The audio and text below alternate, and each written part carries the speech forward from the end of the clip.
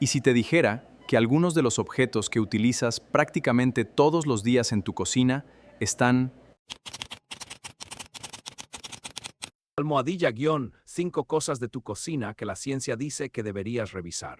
Y si te dijera que algunos de los objetos que utilizas prácticamente todos los días en tu cocina están relacionados con sustancias que llevan años bajo la lupa de científicos y organismos internacionales. No estoy hablando de algo extraño que tengas escondido en un armario.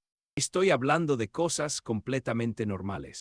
El recipiente donde guardas la cena, la sartén donde preparas el desayuno, la espátula con la que remueves la comida, el producto con el que lavas tus platos, e incluso algo que probablemente consumes varias veces al día, el agua. Pero antes de continuar, quiero dejar algo muy claro. Este video no pretende decirte que un utensilio específico vaya a provocarte cáncer, ni que debas tirar toda tu cocina a la basura. Eso no sería científicamente correcto. El riesgo depende de muchas cosas: la sustancia, la dosis, la frecuencia de exposición, el tiempo y las características de cada persona.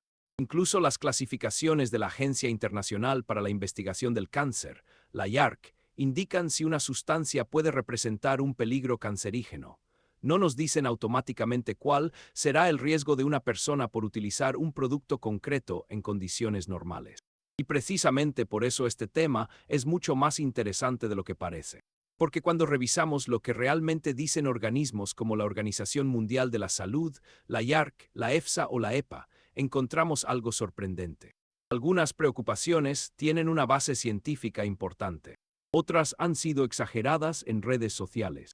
Y en algunos casos, la realidad es completamente diferente de lo que probablemente has escuchado. Así que hoy vamos a revisar 5 cosas que probablemente tienes en tu cocina. Te voy a contar qué sabemos, qué todavía no sabemos, y qué cambios sencillos puedes considerar si quieres reducir exposiciones innecesarias sin vivir con miedo. ¿Y si te dijera que algunos de los objetos que utilizas prácticamente todos los días en tu cocina están... Y presta especial atención a la número 5, porque probablemente es la única de esta lista que utilizas absolutamente todos los días. Empecemos. Almohadilla número 1, los plásticos que tocan tu comida. Abre ahora mismo uno de los cajones de tu cocina. Probablemente encontrarás recipientes de plástico, botellas, tapas, film transparente, espátulas, cucharones, quizá incluso recipientes viejos que llevan años pasando del refrigerador al microondas. Pero aquí aparece nuestra primera pregunta. ¿Todo el plástico es peligroso? No, y decirlo de esa manera sería incorrecto. Los plásticos utilizados para alimentos pueden contener diferentes materiales y aditivos, y no todos tienen el mismo perfil de seguridad. Sin embargo, existen sustancias asociadas a determinados plásticos que sí han generado preocupación científica. Una de las más conocidas es el bisfenol A o BPA. En 2023, la Autoridad Europea de Seguridad Alimentaria, EFSA, realizó una nueva evaluación de la evidencia disponible y redujo de manera muy importante la ingesta diaria tolerable establecida para el BPA. La principal preocupación identificada estaba relacionada con posibles efectos sobre el sistema inmunitario. Fuente en pantalla: EFSA Bisfenol A 2023. Pero aquí hay algo todavía más reciente. En julio de 2026, la IARC evaluó 3 fetalatos, BBZP, DBP y DIMP. Después de revisar evidencia experimental y mecanismos biológicos, los 3 fueron clasificados como posiblemente carcinogénicos para los seres humanos, grupo 2B. Esto no significa que utilizar cualquier recipiente de plástico produzca cáncer. Significa que determinadas sustancias merecen atención científica y que la exposición importa. Fuente en pantalla: IARC Monographs, volumen 142, 2026. Entonces, ¿qué podemos hacer en la vida cotidiana? Algo bastante sencillo: utilizar los recipientes de acuerdo con las instrucciones del fabricante. Si un envase no está diseñado para microondas, no utilizarlo para calentar comida. Si está muy desgastado, agrietado o deformado, considerar reemplazarlo. Y cuando sea práctico, puedes utilizar vidrio o acero inoxidable para almacenar alimentos, especialmente aquellos que están calientes. No porque el plástico sea automáticamente veneno, sino porque es una forma sencilla de reducir algunas exposiciones evitables. Pero hay un tipo de plástico que merece un capítulo aparte. El plástico negro. Durante 2024 se hizo viral un estudio sobre utensilios negros de cocina. Probablemente viste titulares diciendo que estaban llenos de sustancias tóxicas. Y aquí empieza una historia científica bastante interesante. Los investigadores encontraron retardantes de llama en algunos productos domésticos de plástico negro, sustancias asociadas principalmente a productos electrónicos. La hipótesis era que ciertos plásticos procedentes de residuos electrónicos podrían haber terminado reciclados en objetos domésticos. Pero después ocurrió algo que mucha gente que compartió la noticia nunca llegó a conocer. Los investigadores tuvieron que publicar una corrección. Una estimación de exposición al retardante de llama BD209 había sido calculada incorrectamente y fue revisada posteriormente. Eso no significa que el estudio sea inútil, pero sí significa que los titulares alarmistas fueron mucho más lejos que la evidencia. Fuente en pantalla, Chemosfere, estudio 2024 más corrección 2025. Así funciona la ciencia. Se investiga, se publica, se revisa, y cuando aparece un error debe corregirse. Por eso no necesitas entrar ahora mismo en tu cocina y tirar todas las cucharas negras. Pero si un utensilio de plástico está viejo, degradado, se derrite con facilidad o no conoces su origen, sustituirlo cuando llegue el momento por acero inoxidable, madera o un utensilio alimentario de buena calidad puede ser una decisión razonable. Sin pánico, sin obsesión, simplemente utilizando mejor información. Y ahora llegamos al segundo objeto. Aquí es donde aparece una de las sustancias con la clasificación más fuerte de toda esta lista. Almohadilla número 2, las sartenes antiadherentes y los PFAS. Teflón, PFAS, PFOA. Probablemente has escuchado estas palabras juntas. Y también probablemente has escuchado frases como: las sartenes antiadherentes causan cáncer. Pero la ciencia requiere una explicación mucho más precisa. Los PFAS son una familia enorme de sustancias químicas. Dentro de ella encontramos compuestos diferentes con comportamientos y riesgos diferentes. Dos de los más estudiados son el PFOA y el PFOS. En 2023, la Agencia Internacional para la Investigación del Cáncer, perteneciente a la Organización Mundial de la Salud, hizo una evaluación muy importante. El PFOA fue clasificado como carcinogénico para los seres humanos, grupo 1. El PFOS fue clasificado como posiblemente carcinogénico para los seres humanos, grupo 2B. Fuente en pantalla, Yark Monographs, volumen 135. Pero atención, porque aquí aparece una diferencia fundamental que suele perderse en los videos virales. Que el PFOA esté dentro del grupo 1 no significa que cocinar una tortilla en una sartén antiadherente moderna equivalga a una exposición cancerígena peligrosa. La propia Yark explica que sus grupos identifican peligros cancerígenos. No calculan automáticamente el nivel de riesgo que supone una exposición concreta. Y existe otro dato importante. La FDA de Estados Unidos indica que los PFAS autorizados utilizados actualmente en determinados recubrimientos antiadherentes están altamente polimerizados y unidos a la superficie de la sartén. Según los datos revisados por la FDA, la cantidad capaz de migrar de estos recubrimientos a los alimentos es insignificante. Entonces, ¿qué significa todo esto para tu cocina? Primero, no necesitas entrar en pánico si tienes una sartén antiadherente.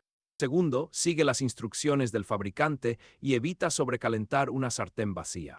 Y tercero, si el recubrimiento está muy deteriorado, desprendido o el utensilio ya llegó al final de su vida útil, considera reemplazarlo.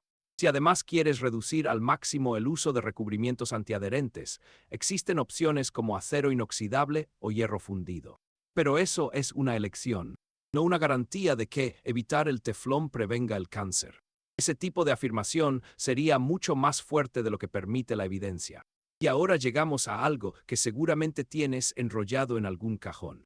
Algo brillante, barato y extremadamente común. Almohadilla número 3, el papel y los recipientes de aluminio. Aquí necesito desmontar uno de los mitos más repetidos en Internet.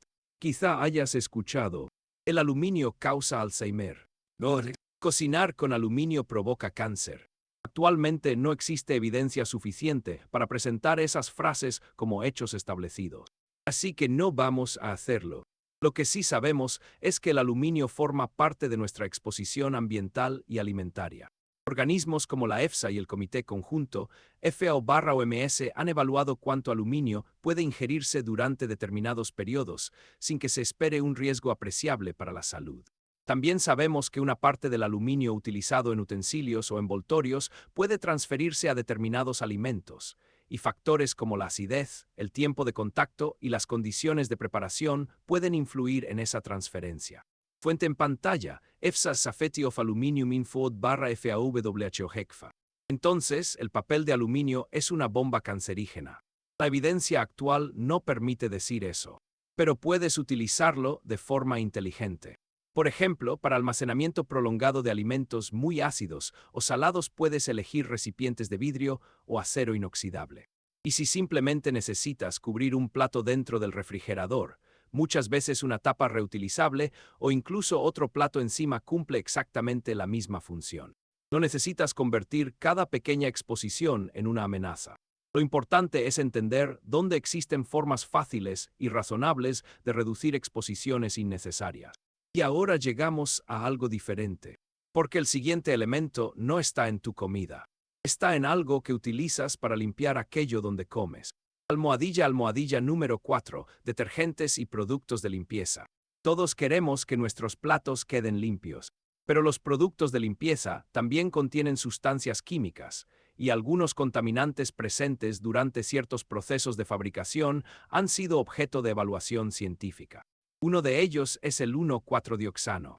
La EPA de Estados Unidos reconoce que el 1,4-dioxano puede aparecer como contaminante en determinados productos como jabones y detergentes. Y después de revisar diferentes vías de exposición, la EPA concluyó que la sustancia, considerada en su conjunto y en determinados escenarios, presenta riesgos que requieren gestión. Fuente en pantalla, US, EPA Final Risk Evaluation for 1,4-dioxane. Pero aquí viene nuevamente la parte que normalmente desaparece de los videos alarmistas. La misma evaluación de la EPA no concluyó que el uso doméstico normal de detergentes que contienen trazas de 1,4-dioxano representara por sí solo un riesgo irrazonable para consumidores o personas cercanas. ¿Ves por qué importa leer el estudio completo? Una sustancia puede aparecer en detergentes. No significa automáticamente lavar tus platos causa cáncer. Son afirmaciones completamente diferentes. Entonces, ¿qué puedes hacer? Utilizar los productos siguiendo las cantidades indicadas por el fabricante. Enjuagar adecuadamente cuando el producto lo requiera. Ventilar la cocina cuando utilices limpiadores que produzcan vapores. Y nunca mezclar productos de limpieza si la etiqueta no indica que pueden combinarse. Especialmente productos como lejía con otros limpiadores, porque algunas mezclas pueden producir gases peligrosos. Y recuerda otra cosa. Palabras como natural, verde, ecológico o biodegradable no garantizan automáticamente que un producto sea más seguro para todas las personas. Lo mejor es revisar las instrucciones, utilizar la cantidad necesaria y elegir productos adecuados para el uso que necesitas. Hasta aquí hemos hablado de objetos que puedes cambiar, sustituir o utilizar de otra manera. Pero ahora llegamos al número 5. Y este es diferente. Porque puedes vivir meses sin utilizar una sartén antiadherente. Puedes no tener utensilios de plástico negro. Puedes cocinar sin papel de aluminio. Pero hay una cosa que necesitas todos los días. Almohadilla número 5, el agua. ¿Cuántos vasos de agua has tomado hoy?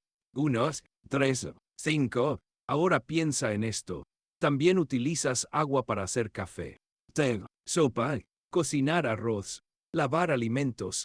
Y por eso la calidad del agua merece mucha más atención que cualquier titular viral sobre una espátula. Pero nuevamente necesitamos separar la ciencia del miedo. El agua potable no es automáticamente peligrosa porque venga del grifo. La Organización Mundial de la Salud publica guías internacionales para ayudar a los países a gestionar la seguridad del agua utilizando objetivos basados en salud, evaluación de riesgos y vigilancia. En junio de 2026, la OMS publicó una versión actualizada de sus directrices sobre calidad del agua potable. Fuente en pantalla, WHO Guidelines for Drinking Water Quality 2026. Dependiendo del lugar donde vivas, pueden existir diferentes problemas. En algunas regiones, la principal preocupación son microorganismos. En otras pueden existir problemas específicos relacionados con arsénico, plomo, PFAS u otros contaminantes. Y por eso decir simplemente, el agua del grifo es tóxica, no es científicamente correcto. Depende completamente del sistema de agua y de la región. ¿Y qué ocurre con los microplásticos? Aquí también existe mucha información exagerada. Probablemente hayas escuchado aquella frase viral. Comemos una tarjeta de crédito de plástico cada semana. No voy a utilizar esa frase como un hecho. La Organización Mundial de la Salud ha revisado la evidencia sobre microplásticos presentes en agua, alimentos y aire y ha destacado importantes incertidumbres y la necesidad de más investigación para entender sus posibles efectos sobre la salud humana. Fuente en pantalla: Wow microplastics in drinking water / dietary and inhalation exposure to microplastics. Eso significa que los microplásticos merecen estudio. No significa que podamos afirmar actualmente que beber agua potable provoque cáncer por microplásticos. Entonces, ¿qué deberías hacer? Primero, conocer tu agua. Busca la información proporcionada por la empresa de agua o la autoridad sanitaria de tu ciudad. Si existe un contaminante específico, entonces tiene sentido buscar un sistema de filtración certificado para reducir precisamente ese contaminante.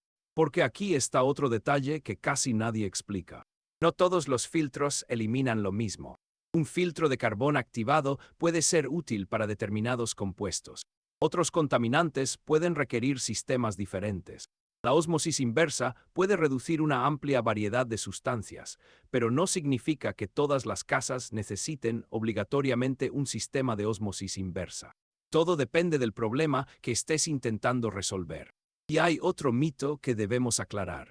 Hervir el agua puede ser extremadamente importante cuando existe riesgo microbiológico y las autoridades sanitarias recomiendan hacerlo.